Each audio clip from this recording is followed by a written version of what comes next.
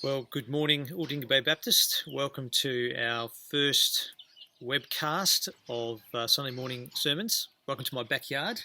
Hope you like it. Sun's shining.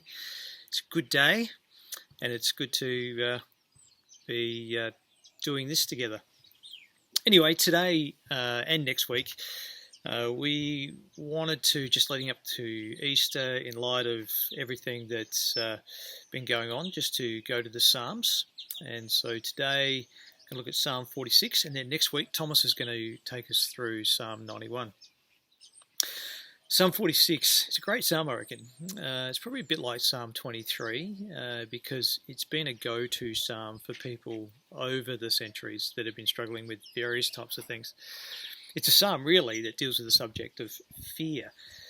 I think, well, that's really important for us, isn't it? Because I think that we are genuinely afraid in very many ways at the moment. There's unprecedented uncertainty about things. We see not only with health issues, but the economy, being asked to do things as a society that we've never been asked to do before.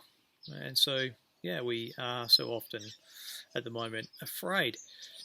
And so it's good to have a look at this psalm in Psalm 46. It's interesting, the setting of it is one of war, most likely. It doesn't actually specify exactly, but when you read through the content, as you've heard the Bible reading, you might have picked up on that.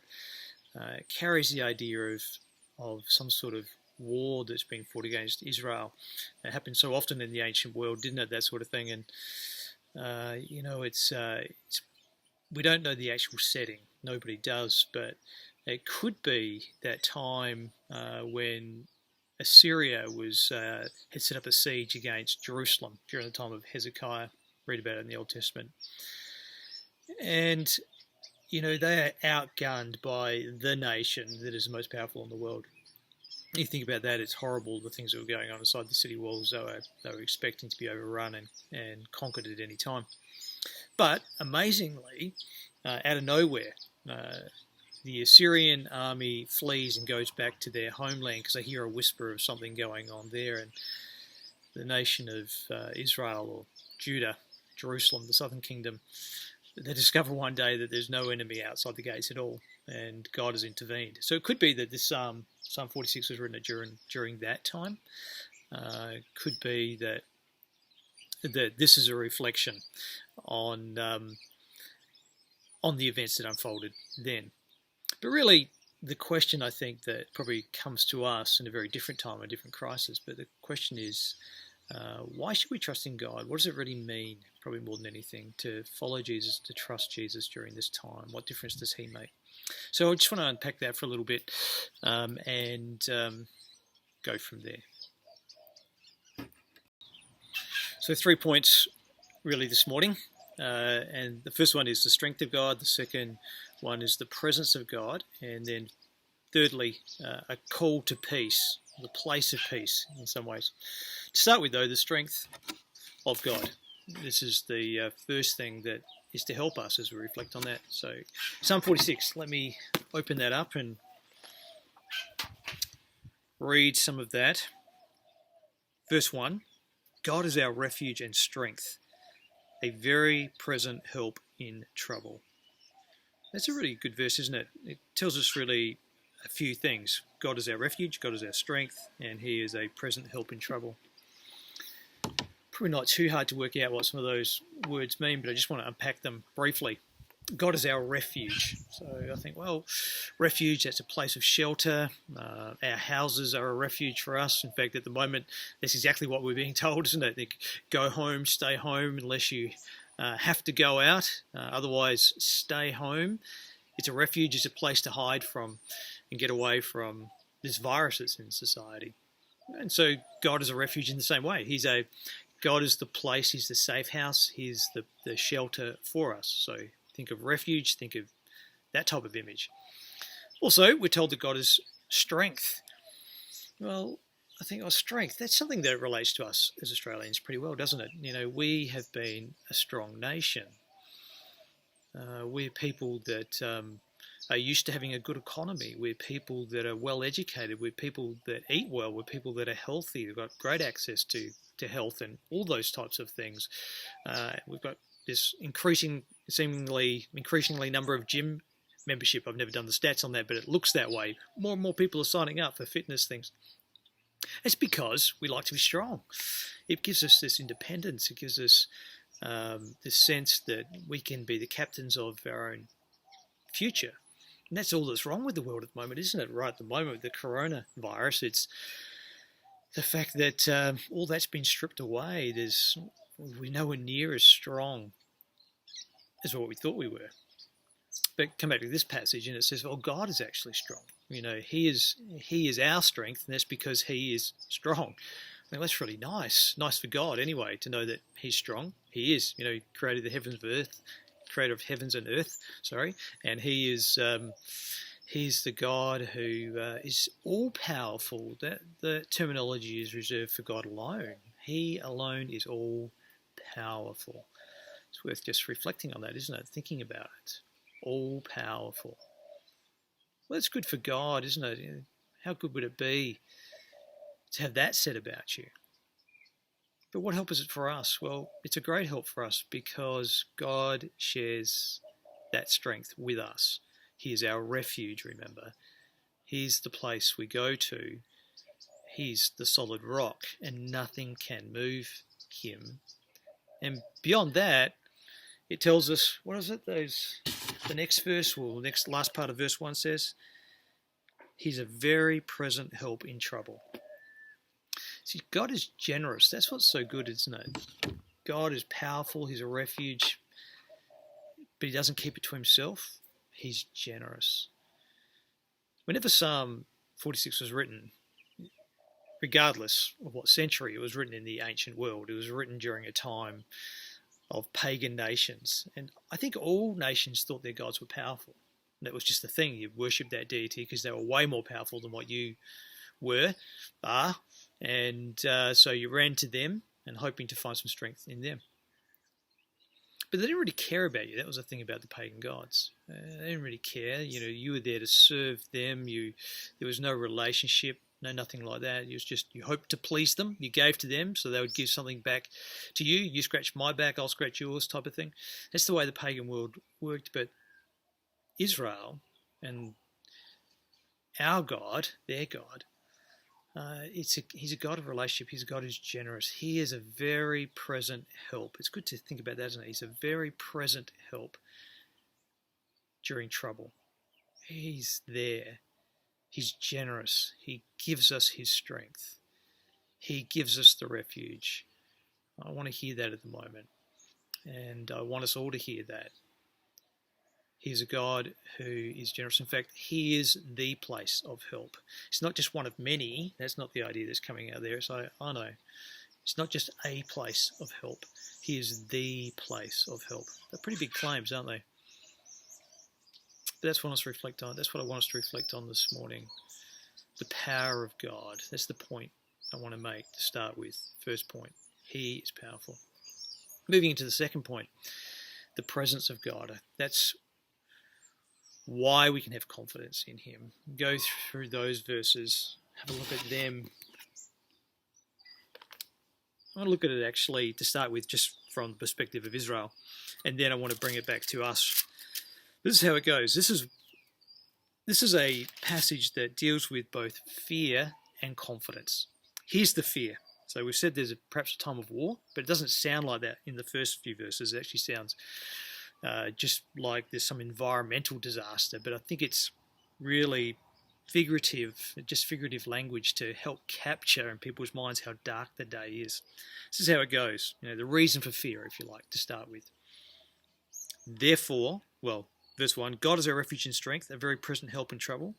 Therefore, we will not fear. Well, that's great. But then listen to the picture that it paints. We won't fear even though the earth gives way.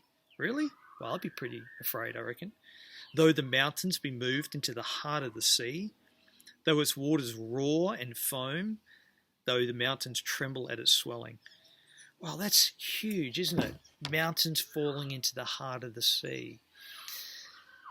Mountains, the thing about mountains is you think they're just going to be there forever.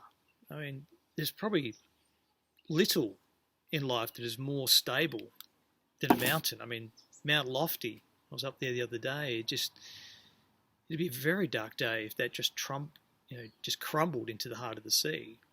We would be so afraid. And yet that's the picture that's painted here, isn't it? It's just saying, well, this is how dark it is. This is how troubling the world is. Sometimes it feels like the mountains are tumbling into the heart of the sea. The oceans roar and foam. And in the Bible, the ocean is normally a picture of disorder, of a lack of harmony, because the ocean's like that, isn't it? It's moving, it's powerful. And so it's this idea of things being out of control once again. So I think, well, that's a good picture. I can relate to that. That's what we can all relate to at the moment. There are, as you know, you don't need me to tell you, but just unprecedented things happening. But the Bible tells us we don't need to be afraid, regardless of that. You think, well, why not? Well, because God is our refuge and He's our strength. But then it gives more detail. And this is where it comes back to what's going on in Israel.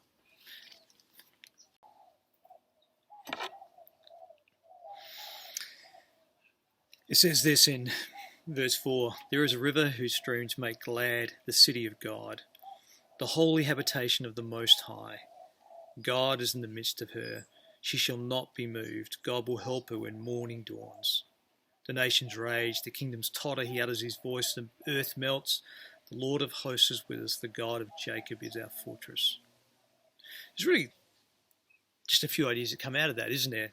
First of all, it talks about the fact that there is this river whose streams make glad the city of God. I wonder what that's about for them. Secondly, it says God's in their midst. And then thirdly, God will help when morning dawns. The first one about the river, it's interesting. Well, outside Jerusalem, there's the River Jordan. But actually within the city of Jerusalem itself, there's no river as such. If you were dependent on the Jordan, you would have had to go with bucket in hand down the road to get water from the Jordan. It's pretty difficult when you're under siege. But the beautiful thing about Jerusalem was that the city of David is that it had this stream, underground stream, I believe it was, that ran into the city of Jerusalem, and that ran into a couple of pools. We read about the pool of Siloam in the New Testament. Well, that's what that is. It's fed by this stream. Great thing about Jerusalem when it's under siege, you have this walled city, or even at the best of times. You don't have to travel too far. There's water right there. When you're under siege, there is water right there. It's just a sign of God's blessing. I think that's what they're picking up on. I mean, it's not everything. You need more than water, but you need water. You're not going to get too far outside of, not going to get very far at all without water. So there's this sense that God is with them. I think that's what they're picking up on, is that look how He's blessed us. That's one thing. It's great to be aware of that. But then secondly, it goes on, it says a couple of other things, which seems really sure, doesn't it? God is in the midst of the city. She will not be moved. And then later on, God will help when morning dawns. I reckon there's a great question that comes around that. There's a question I find myself asking is, how did they know? How did they know that?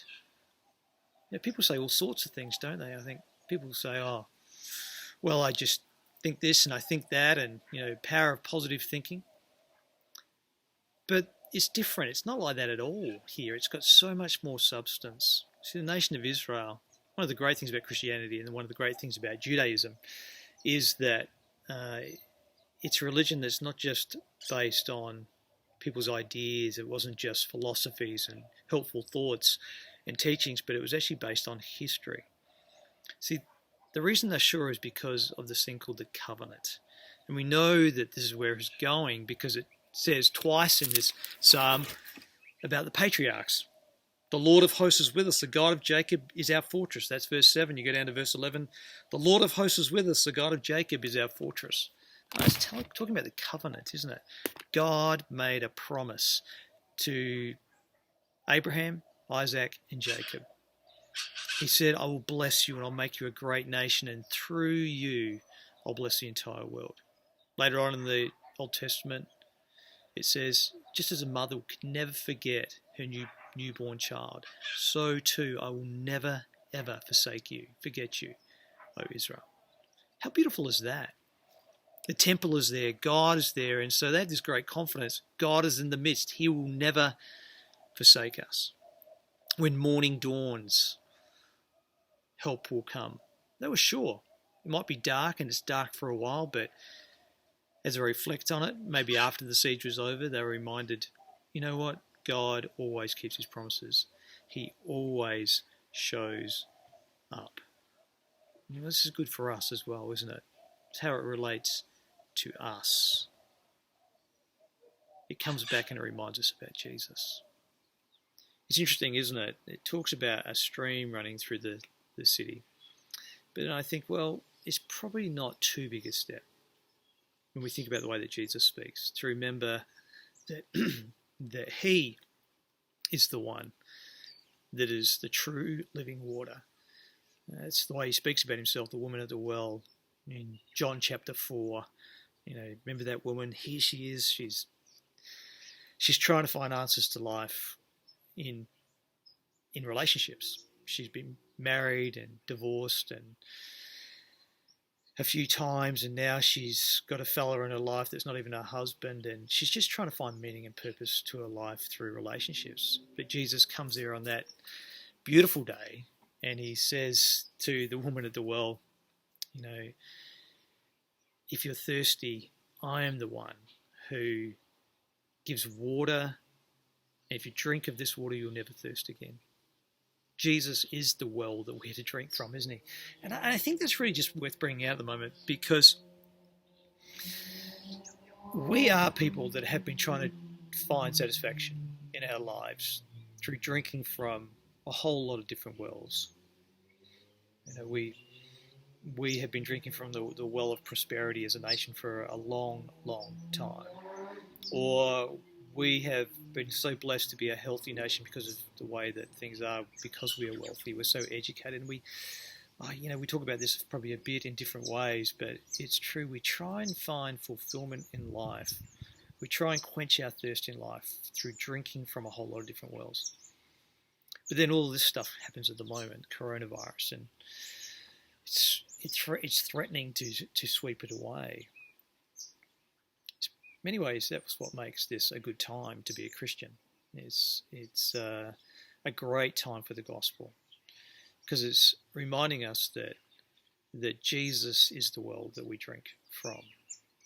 He's the one that quenches our thirst, because ultimately our thirst is for God. We try and find our identity in so many things, but it is, as has been said by so many people over the centuries, but our thirst is only going to be quenched in God, the unchanging God who loves us and who has been on a rescue mission to save us. That's why Jesus comes. That's what he's talking about when he says that he's the water of life. He is the one that goes to the cross. This is where covenant comes in. He ushers in the new covenant. He goes to the cross. He dies for us. He takes the sins of the world. Easter is 2 weeks away. He takes the sins of the world upon himself. And he rises victorious. And he makes a way for us to be united with the Father. And life is found in him. I don't want us to forget that. During this time, it is that perspective that is going to give us hope. And we're told that God will help when morning dawns. I take it from that verse that help doesn't always come, in some ways, straight away. We have to wait for the dawn. It's like that for us as Christians. In one sense, the dawn's already come, because Jesus arose from the dead. He defeated sin, Satan, and death. But Christianity is a now not yet religion. Jesus has won the day. The victory is ours. And one day, he's going to come again, and this earth is going to be all that it should be. There is a light on the horizon. And that's what we're to find confidence in. in that, and we need to keep on coming back to that during this time, and we need to hear the gospel and coach ourselves because of some of the things that threaten to sweep us away at the moment.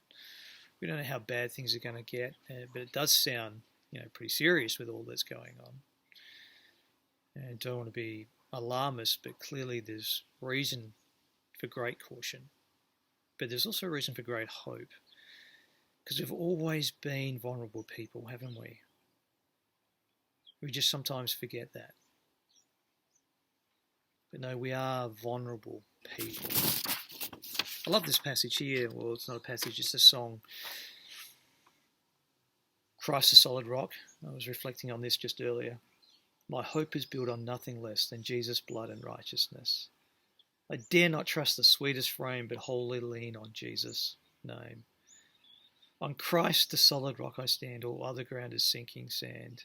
All other ground is sinking sand. That's it, isn't it? The great hope. The light has shone on this world. The dawn has come because of Jesus. He is the river of life. We can be part of his covenant through just coming to know him and living for him. Psalm 46, even though the mountains be moved into the heart of the sea, we don't need to be afraid because of who Jesus is. And just one more really brief point, the last part of this, the place of peace. It finishes with, come, behold the works of the Lord, how he has brought desolations on the earth. He makes the wars cease to the end of the earth. He breaks the bow, he shatters the spear, he burns the chariots with fire. Be still and know that I am God. I'll be exalted amongst the nations. I'll be exalted in the earth. The Lord of hosts is with us. The God of Jacob is our fortress. This is a passage about war. And it's a passage that says that God will win. The wars will cease. The chariots will be burnt. All things will turn around for good. God always wins. And it's important to remember that. Perhaps that was written to the enemies of God, a reminder for them that their attempts were futile. And I think, the Bible talks about us as the enemies of God. That's what it says. We like to think of ourselves in more glowing terms than that. But, natural state, enemies of God. And so it's a reminder to end the battle, isn't it? And to go to him. Be still and know that I am God. This is a reminder that we need to turn to Jesus and to look to him. Just in closing, I was reading the Australian Saturday a week ago, and there was an article by Paul Kelly, one of the editors there, and he says this after talking about coronavirus. He says, the crisis over time will unleash a torrent of cultural and religious analysis, probing for deeper meaning. But it's impossible to overlook the obvious. At some point, the idea of a God-created morality was swept away in favour of another principle, that man, not God, is the centre of the universe and has the ability to control the fate of humanity. This crisis will test that belief, with the outcome unpredictable. That's good, isn't it? We swept away the idea that God runs the show in favour of the fact that we do. Paul Kelly says that's going to be sorely tested. Indeed, I think it will. We don't know where this is going to land, but there is a great opportunity for the gospel in the midst of all this. God is calling us to be still and know that he is God, to look to him, to look to Jesus, to repent. And maybe that's you today. Maybe you're tuned in, maybe you don't normally come to church, or maybe you do, whatever it might be. But maybe that's you today. That seems to be the thrust of this passage. Be still and know that he is God. And if you're a Christian and your hearts are anxious, same thing. Be still and know that he is God. He will be glorified. I'll be exalted amongst the nations. I'll be exalted in the earth. God is good. He's powerful. He's generous. There is hope in him. God bless. Let's just pray. Father, thank you for your word, for this psalm. Please may we find some encouragement in it, in the midst of all that we're going through. May we remember that you are strong, that you are powerful, that you are the river of life to quench our thirst, that you are in control. And in you we find peace. Please, Lord, you know the real, deep, heartfelt fears of every person at Aldinga Bay Baptist and in this community. Lord, I just pray that you take your word and use it to change us, reorientate us, help us to be more like you. In Jesus' name, amen.